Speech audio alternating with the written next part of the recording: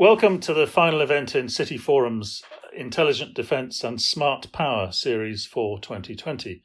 The more astute listeners will, of course, have noticed that this is actually 2021, but COVID has done for our schedule just as it has done for many others. My name is Paul Cornish, the Chief Strategist at Cityforum and one of the architects of the Intelligent Defence series, together with our chairman, Mark Lee. The working title for today's podcast is Strategy, Operations and Leadership, the View from Strategic Command. And my guest today is General Sir Patrick Sanders.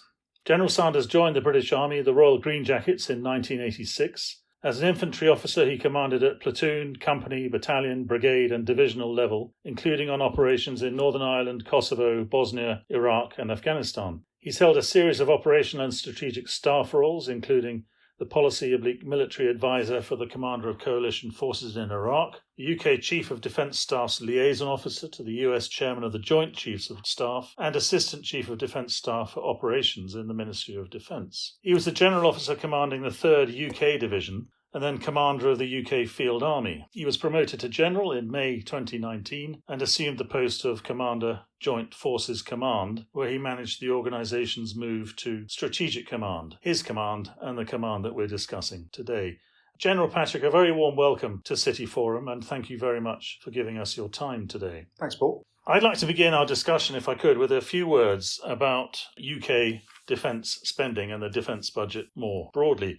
Last November, the Prime Minister announced a 16.5 billion of additional defence equipment funding for the next 4 years. Some, as you know, were very triumphant about this, describing this as a victory, in quotes, for the Prime Minister, for Number 10, and of course for defence, in a, quotes, battle with the Treasury.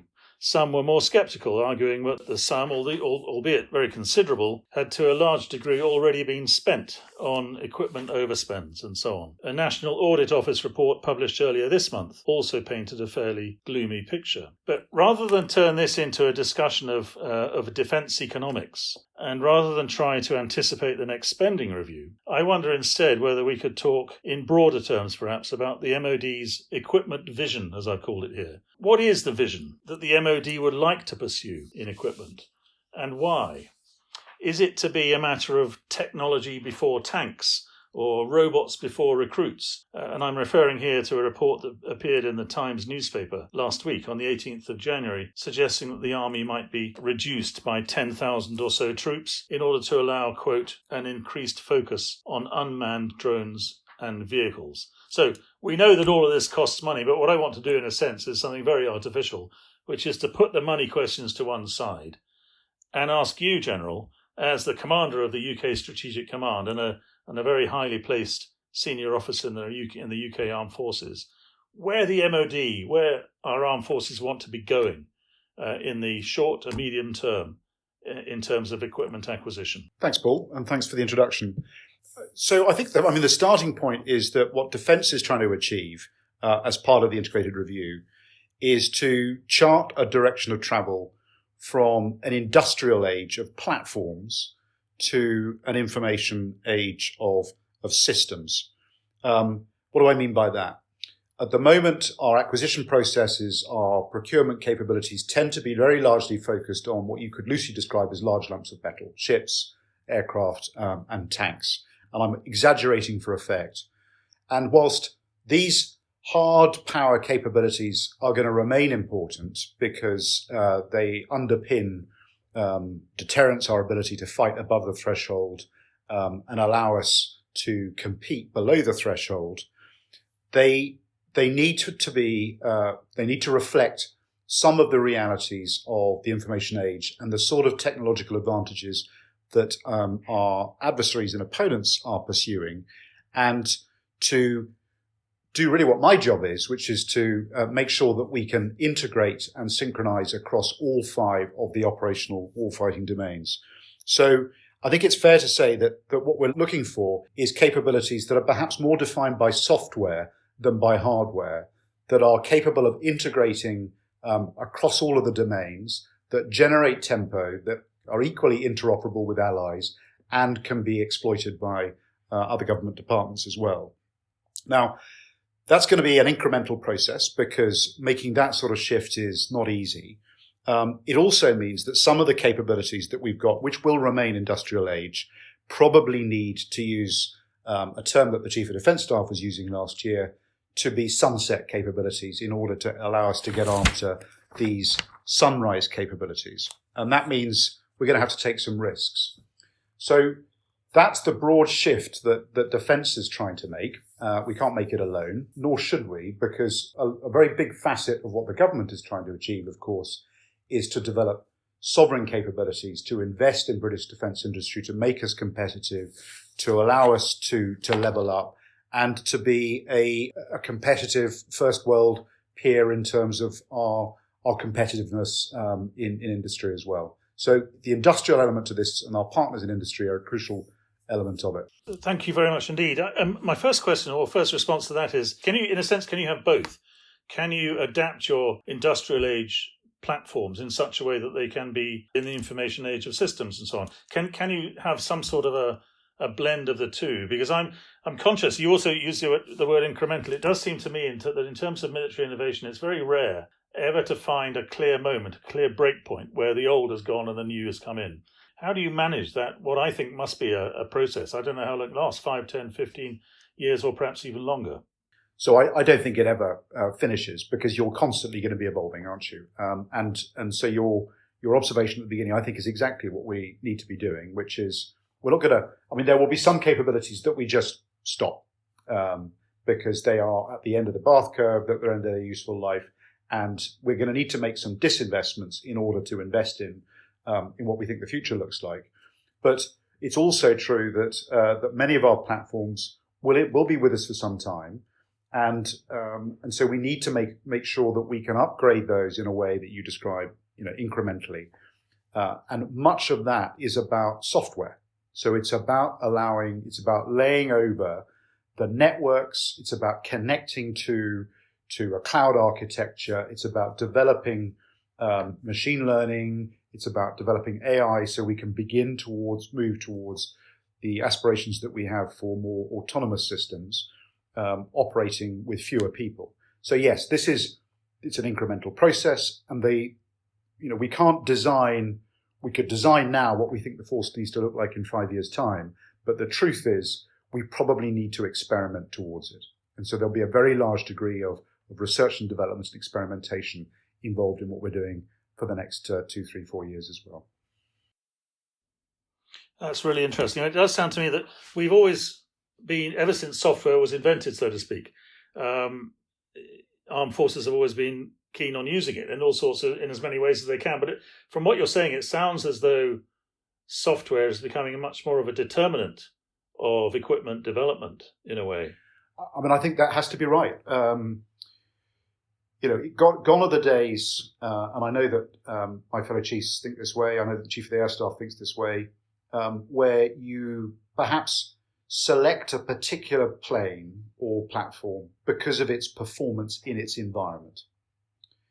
What you're much more likely to be focused on now is using it as a platform for carrying sensors, for its connectivity, for its ability to integrate with other decision makers, so headquarters and commanders, and also other effectors across all of the domains. Now, that's not to say that performance inside an environment isn't important, but the most important determinant will be the sensors that it carries and the weapons it carries, rather than the flight envelope or whatever. Okay, thank you. That, in a sense, that deals with my technology before tanks point. But what about my other one, robots before recruits? And it's the inevitable question: is this the beginning of the end of the automation of defence and military postures? Is this the beginning of the end of having to recruit actually real people to come into armed forces? Are we going to robotize the whole thing? No, you're exaggerating for effect, of course, because the nature of warfare, as you know, as well as I do, doesn't change. It's human, it's visceral. It will always have people at the heart of it, and so recognizing that warfare tends to be fought and decided where people live on land, there's always going to be a human element to this. But that's not to say that we shouldn't equip those humans in a way that protects them and removes them from as much direct harm as we possibly can, and exploits technologies in a way that still leaves humans on or in the loop, but allows us to generate mass through technology. And that's going to involve a degree of autonomy. And I don't think this is a particularly new trend. I mean, it was always Montgomery that argued that you should put metal rather than flesh in the way of the enemy. And that's essentially what we're trying to do here. And what we're doing is no more than what is being done in many other sectors as well. You know, the extent to which robots, as you put it, automation, machine learning is easing the burden on humans and allowing humans to be moved up the value chain, as it were, is got to be something that we should embrace. There's going to be an ethical dimension to this, but that's a debate we should probably have somewhere else. So we're going to carry on needing to recruit human beings as soldiers, sailors and men and women. Is there also going to be a growing case for recruiting humans who can do the specific tasks of automation and software and managing this whole information package that sits behind and above and around the traditional armed force element? Will you need software and hardware computer specialists? Well, you'll certainly need access to them. Some of those we will want probably wearing a uniform. Many of them we will want in the shape of reservists, because, of course, I think the way that we design our workforce and we think of it as a whole force rather than the artificial divisions that we have at the moment of regulars and reserves points to where we need to go so that we can draw on the expertise of people who work on this in their day job and what they're learning from industry and then bring that into defence. But you also point to, I think, a fundamentally different workforce that defence is going to need, which will include some of the things that would be recognisable to the army that you and I joined a long time ago. There's still going to be a need for people to be in armoured vehicles and fighting on the front line. But if you look at one of the areas that I'm responsible for in Strategic Command, which is the cyber domain, then the sort of people I need to be able to make sure that we are a world-leading cyber power are going to require very different skills and very different training, and probably quite different entry standards and aptitude to the people who would be joining the infantry. And we need to manage them differently as well, as opposed to through the effective but still slightly Napoleonic structures that the single services have. So we're doing a lot of work to work out, working alongside other partners, what aptitude you need to be operating in the cyber domain, what skills and entry standards you don't need, and consider lateral recruitment so we can bring people in and they can flow back and forth. Can we move on then to another document that we can't usefully try to anticipate in this discussion, the Integrated Review of Security, Defence, Development and Foreign Policy, otherwise gratifyingly known as just the IR or Integrated Review, due in the near future, I understand. I'd be really interested to hear more about the emphasis on integration. It's a word you've used a couple of times so far, General, in these 4 areas of policy: security, defence, development and foreign policy. What's your understanding of the government's broad aim in this area? What is it that the MOD and the armed forces expect to get out of integration at that very high strategic level? And what do you, or they, expect to contribute to it? Can you tell us more about integration? So I think it's worth thinking about what it is that has caused us to come to this point. And I don't want to spend a lot of time admiring the context. It's worth sketching it out briefly, because the difference between the conclusions that were reached in 2015 at the end of the last STSR and the very changing character of warfare, the global security trends that we see now, have a number of features to them. One of them is a return, as the Americans have observed, to great power competition. You know, we're operating in much more of a multipolar world, and we've got to manage strategic rivalries. And what our opponents, and the two most prominent amongst them, the Russians and the Chinese, have done is to look at our way of warfare, our focus on, if you like, on superiority, on full spectrum dominance. And they've learned from that, and they've developed their own strategies. The Chinese case, unrestricted warfare, telegraphed as early as 1999, and the Russians kind of set out by Gerasimov after the Arab Spring, who observed that the very rules of warfare have changed and that non-military means are more powerful. And so they've become very adept at applying all of the levers for power to achieve strategic outcomes and do it in a way that keeps, that allows them to to win without fighting, or at least to fight in a different way. And of course, they engage in political subversion, coercion. They exploit and create disinformation, eroding the fabric of society and undermining democracy. They destabilize. It involves cyber attacks, proxies, lawfare, the full range. So what they've done is to broaden the definition, the application of warfare, in a way that our own more narrow definition is not adept at addressing. And so the response to that has to be actually to do what historically in the past we've demonstrated we can do very well, which is to draw on all of the levers of power to respond. And that's what integration is about. And there are really three facets to it. There's a focus that you've drawn out in your question, which is about integrating with partners across government. So making sure that the military lever, the military instrument, can be integrated with other levers of power and contributes towards it.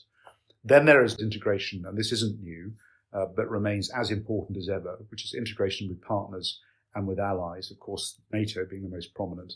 And then recognizing that we've now got two novel domains: space, which has been with us for a while, but is becoming increasingly militarized or competed in, and cyberspace, very recently, but you only have to look at what's been happening over the last few years to see how that domain is being exploited. So when we think about integration, we think of it in those three terms. And although in the military, I'm sure we'll talk about it, look hard at multi-domain integration, actually the most challenging of those is in integration with partners across government. And the example that is often used to illustrate how effective this can be, sort of captured by Mark Somerville's fusion doctrine, is our response to the Salisbury attacks on the Skripals. So integration at various levels across government, with our allies, and across the various domains, including space and cyber. So I wonder then whether there's also, this is something that's interested me for a long time, having been looking at cybersecurity and cyber strategy for some years, whether there's also increasingly a sense in which government, or the armed forces and government, are having to integrate as well more closely with the private sector as the providers of a lot of expertise. In a sense, this comes back to our earlier discussion a few minutes ago about bringing in the experts in software, hardware, and whatever else into the armed forces. So is that another dimension of integration? Do you see? It is, and it's an astute observation. I probably should have brought it out. If you want an example of a living, breathing model or exemplar of integration across government, then you need to look no further than the National Cyber Force, now avowed and declared by the Prime Minister back in November. But that is a partnership between, a genuine partnership between the Ministry of Defence, falling under Strategic Command, with GCHQ, with SIS, with DSTL, and of course with industrial partners as well. This can be contentious, not the National Cyber Force, but integration with industry, because of course we saw playing out in America some reluctance from the West Coast companies, certainly, to become engaged in helping the Pentagon and the DoD increase their technological capabilities to remain competitive. And of course, the irony was that our opponents, the Chinese are a good example, have no compunction in this and legislate to ensure that any technological advances are made available to the PLA and built into Chinese defense structures. So the people who are refusing to help the Pentagon were indirectly contributing to Chinese competitiveness.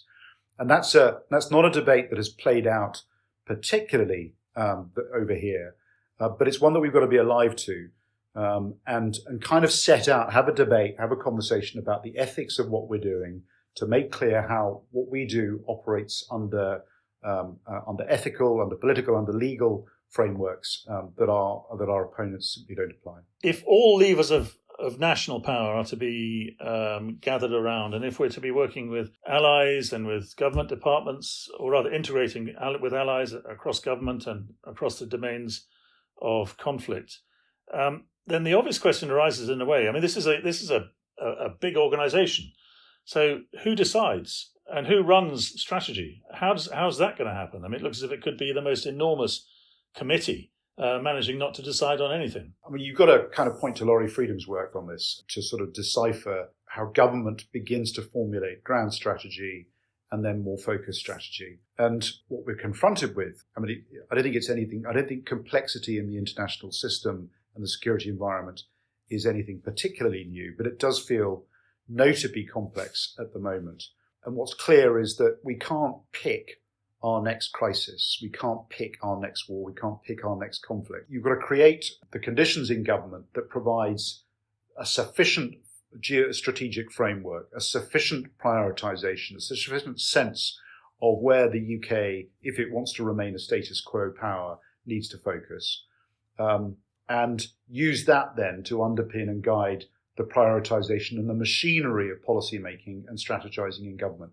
And that, I think, has got much better since the National Security Council has bedded in the underpinning architecture that lies below that, the national security strategies that have been created to deal with either thematic or geographical concerns, and then the way that the senior officials that are responsible for implementing that national security strategy combine all of the levers of government together to be focused on particular problems. And in a crisis, they can be very effective. So the senior official, working to political direction, who orchestrated the response to Skripal, I'll come back to Skripal again, did so in a way that generated a very powerful response very, very quickly. So it can work in a crisis. The trick is to make sure that it works routinely and persistently outside of crises as well. Thank you very much. Can we move on to yet another document, which is the Integrated Operating Concept? And as I understand it, the Integrated Operating Concept, or IOPC, was the MOD's strategic level contribution to the integrated review. It's not, I believe, an open document, but there is at least a publicly and very useful and a publicly available introduction to the Integrated Operating Concept, which is available and which summarizes the main themes as far as I can see. And I was struck by a couple of things in this document, in the introduction document, and I'd be very interested in your thoughts, if you could expand upon them a bit. The first is that is the idea that the armed forces should be trained not just to fight, but also to operate. Elements of this sound very familiar to me. It does sound a little bit like some aspects of defence engagement that we've been familiar with in the past, but it looks as though this is a bigger and more sophisticated idea, and I wonder if you could expand on that. The second idea, and you've touched on it, is multi-domain integration. Well, we know what the domains are, but again, what's new here? Because we've been talking about jointery and so on for years, if not decades. And then, of course, there are various other aspects to the IOPC, cyber operations and information operations and so on. So if you could give us whatever you can on all of that. I'm sorry to fling so much at you. That's quite a broad question. I don't think I'll be able to answer it particularly satisfactorily, but I'll pick off some bits of it.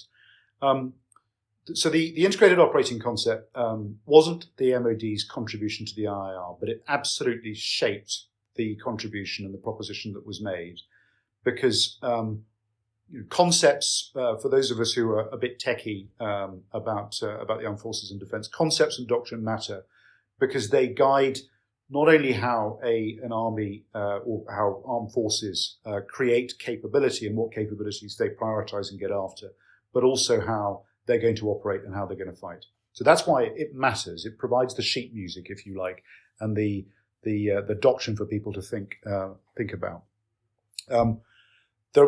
The integrated operating concept made a number of observations about the features of the environment and then drew deductions from them. I've touched on one of them.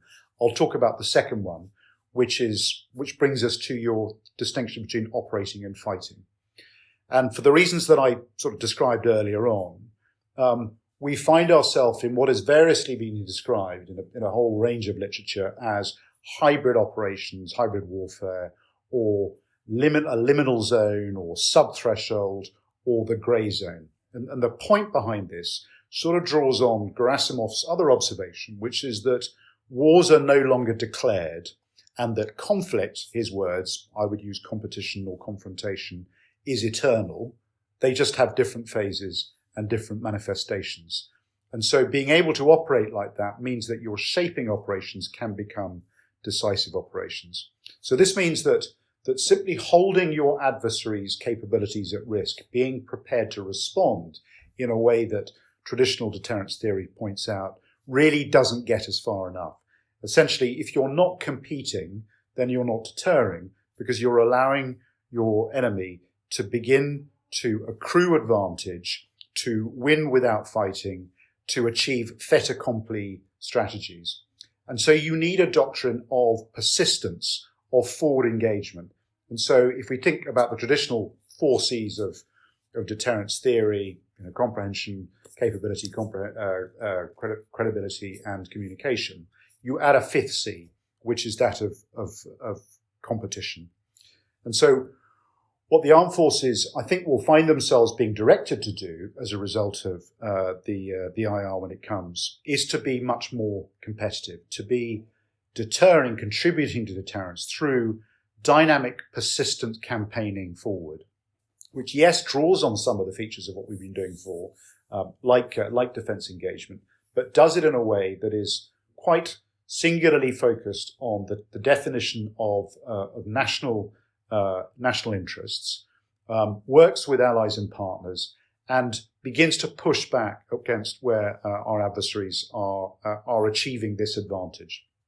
And we do that not just in single domains, and the framework that we think about this operating in is that we need to protect our homeland and our vital interests. We need to engage, and we need to be prepared to constrain. And you can move up and down and apply all of those 3 things at the same time.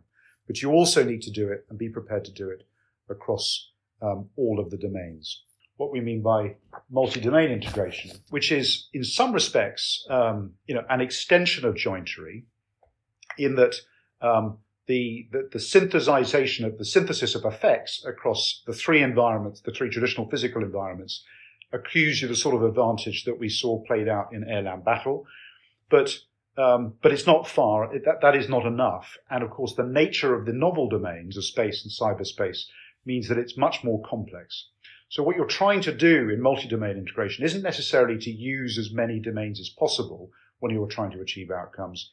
What you're trying to do is to create, find, and exploit unprotected vulnerabilities by applying a range of activities and capabilities to bear across all of the domains. We're coming towards the end of our discussion, but I'd like to finish, if I could, with a few minutes on command and leadership. There are clearly organisational and personal dimensions to command and leadership, and I'd like, if I could, to begin with, at the organisational level, with your command, UK Strategic Command, and to ask bluntly, what is it for? More specifically, what does Strategic Command do that the Royal Navy, the Army and the Royal Air Force don't already do? And in what ways does it differ from its predecessor, the Joint Forces Command? So everything that we do was built on the outstanding work of my predecessors and in Joint Forces Command. And and I think you've only got to go back a few years to the last defence review, where it was the person who was in my job, Richard Barons, who was the one who was pointing towards many of the deductions that have now come out. He would say 5 years too late, but are coming out in the integrated review. And that gives you a sense of what Strategic Command, building on Joint Forces Command, is there to do. I mean, first and foremost, it has domain responsibilities. And what do we mean by that? The Air Force are responsible for the air domain, land for the land domain. We have domain responsibilities wholly, but working with our partners across government for the cyber domain. And it's the least understood domain. It's the area where we are arguably most vulnerable in this grey zone.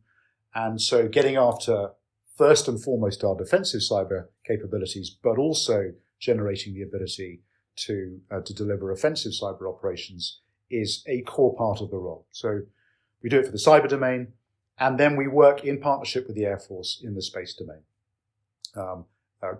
making sure that what we design, what we put in space, what the capabilities we need in space are going to be contributing to integration in the future.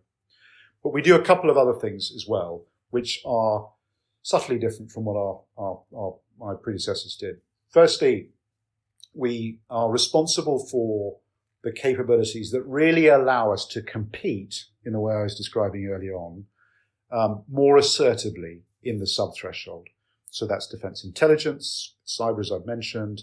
It's our special forces. It's exploiting the range of capabilities we have in all the overseas bases. So it's about enabling defence, working with partners across government to sharpen that competitive edge and to compete more assertively. And that's very much in line with where I think the IR will go. But the key responsibility that we have is integration. And we've been talking about that all the way through. And so in that respect, where I differ from the other three services is that I think across all of the domains.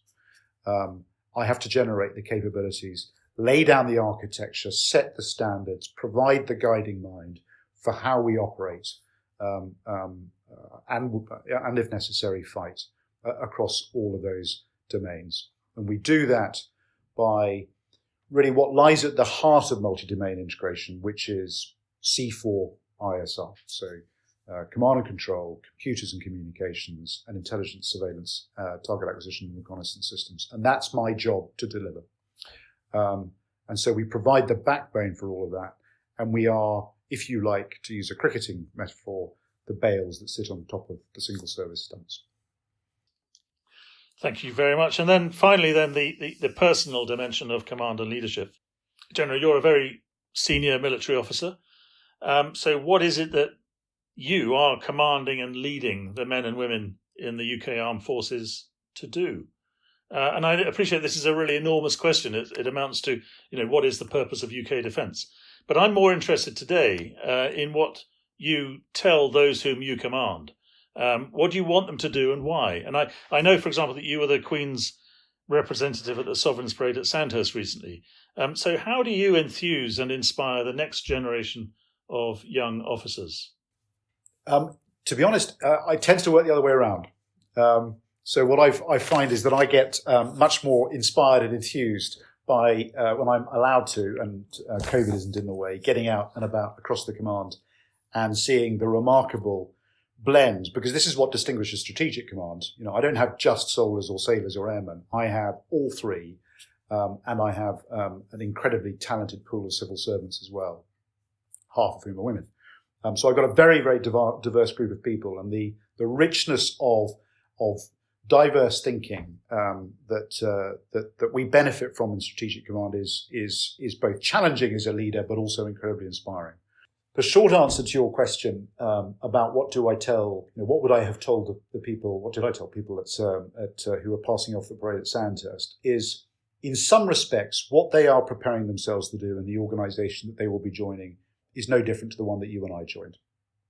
Because so much of what you do at junior leadership level is about motivating and inspiring remarkable people under pressure in very difficult circumstances. And that won't change.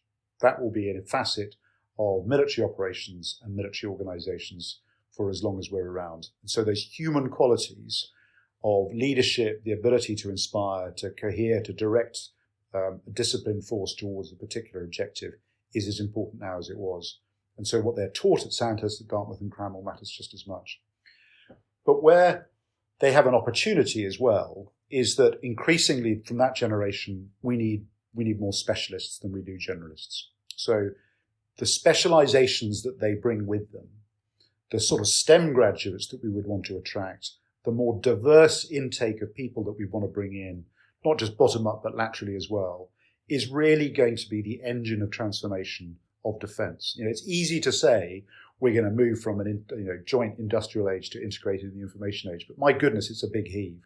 And the people who've got the cultural nous and the instinctive understanding and grasp and comfort with the digital world that we live in are of that generation. And they're going to be the ones that are creative and create it. So the trick for me as a senior leader, and it applies to all of my fellow chiefs, is to unbottle the genie and remove the impediments that sometimes hierarchies and big organizations can impose, and really exploit that raw natural talent. General, thank you very much for that. And very sadly, we're now out of time. Can I thank you once again very much indeed for agreeing to take part in our podcast today. I certainly learned a great deal from our discussion, and I hope you enjoyed it too. And I'm very grateful to you, especially for being so candid and informative in all of your responses and comments. Thank you very much indeed. Thanks, Paul. Welcome to part 2 of the Cityforum podcast in the Intelligent Defence and Smart Power series.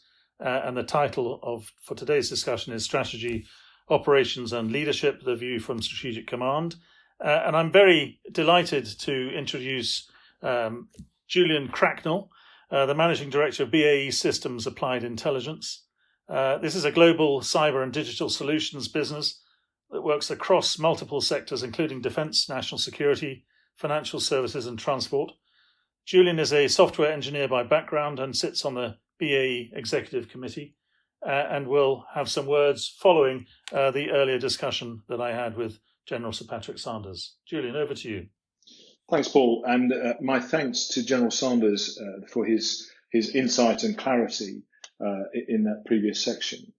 One of the great joys of going second in these sorts of events is you have the opportunity to listen to and reflect on the thoughts of the previous speaker.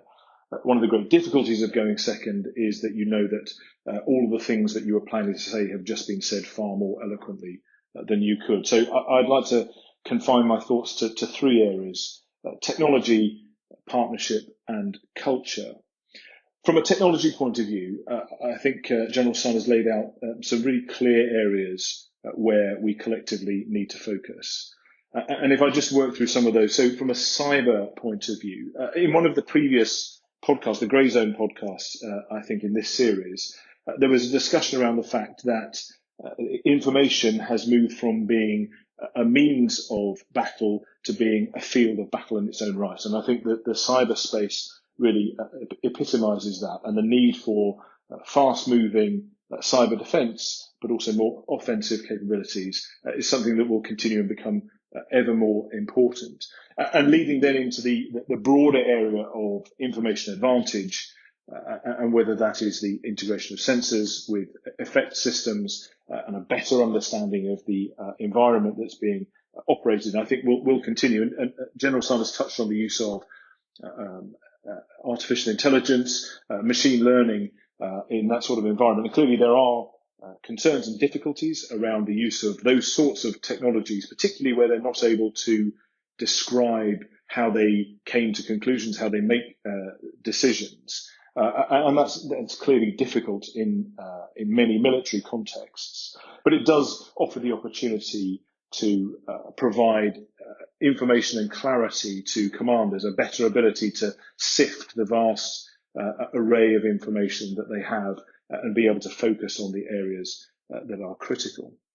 In terms of the space domain, we've clearly seen a huge democratization of space at a societal level over the last few years. The cost of launching has come down dramatically. The weight of payloads has come down dramatically. And those two factors combined mean that now it's possible to think about space capabilities that were simply unthinkable or certainly unaffordable some years ago. And again, that's a process that I suspect will only continue in the ways that we think about space and how to exploit that capability will clearly multiply over the next few years.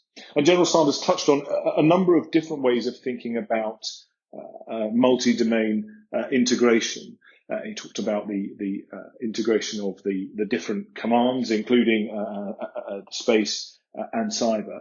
But I think there are a number of other areas to build on that. And historically, there's been a relatively clear line between warfighting systems and back office, if you like, corporate systems. And I think that line is likely to get blurrier over time with more integration between those systems. Integration clearly between partners and coalitions, as well as with civilian organizations and other government organizations. And all of that requires an ability to handle data from multiple different classifications, right the way from top secret through to unclassified and the use of the internet. And so having robust systems that allow confidence and trust in the ability to share that information, I think, is absolutely critical.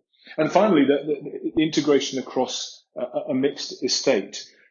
Again, in one of the previous podcasts, Air Marshal Knighton talked about the evolution of platforms, and General Sanders talked about moving from the industrial age of platforms through to the information age of systems. And those models require the ability to constantly evolve systems and ensure that as one part of the jigsaw is upgraded, it doesn't invalidate or disrupt other parts, but not trying to slow everything down to the rate of the slowest advance, but rather to enable things to move at their own pace while still staying effective as an integrated whole. And I think that ability to integrate across a mixed estate is going to be a critical capability in the future.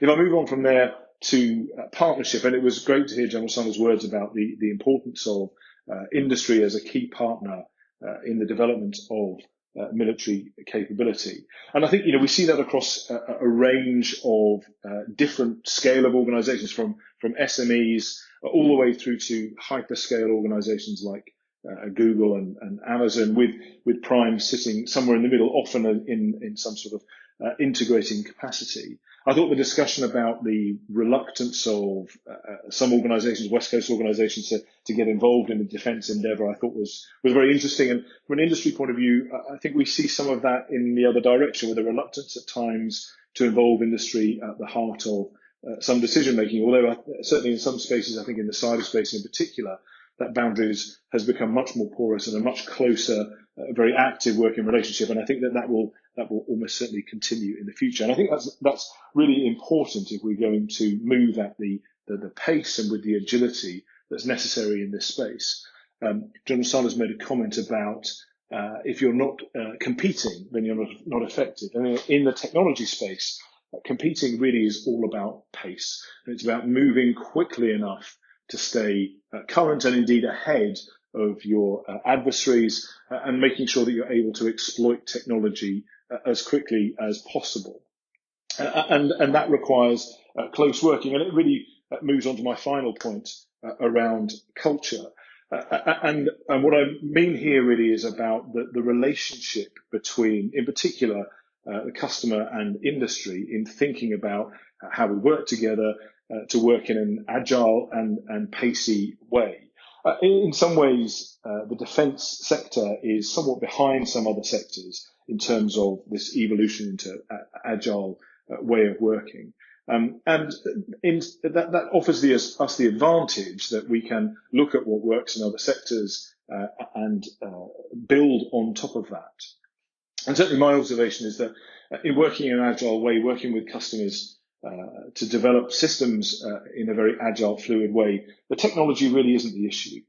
The issue is much more one of how you construct a relationship that all parties can work collectively to the same end, but without necessarily having the same formal models of clear requirements and a clear understanding of exactly what's going to be built at the end of the process, and rather a much more intimate relationship that requires everyone a greater level of trust and a greater level of risk. And I don't really mean commercial risk here, so much as just uncertainty about exactly where we're going to get to, but we're all confident that we're working together to get in a common direction. And that's a change. That's different from the way that things have been done historically, and it comes with all sorts of challenges, not least around ensuring the protection of taxpayers' money. But I think that shift and that thought process about how we work together in a more flexible way in order to drive better innovation and better pace is really critical. So I'm delighted to have had the opportunity to be involved in this podcast, and also BAE has had involvement throughout this series of podcasts, and I'm very pleased that we were able to contribute to them. And with that, back to you, Paul. Julian, thank you very much indeed. I really appreciated your remarks, it especially towards the end of it when you were talking about, if you like, the broader merit of integration. And it struck me that really what you were saying was that integration is a sort of, in a way, it's a positioning device. It puts you in a better position from which you can take and hold more of the initiative. And I always feel that so much of the current strategic debate is precisely about either gaining and holding initiative, or if you can't do that, then certainly don't give it away, as we seem to have done quite a lot in the last couple of decades too often. So I like that point, integration as the basis for initiative taking, if you like. But Julian, thanks again for your comments. This concludes our final podcast in Cityforum's Intelligent Defence and Smart Power series for 2020.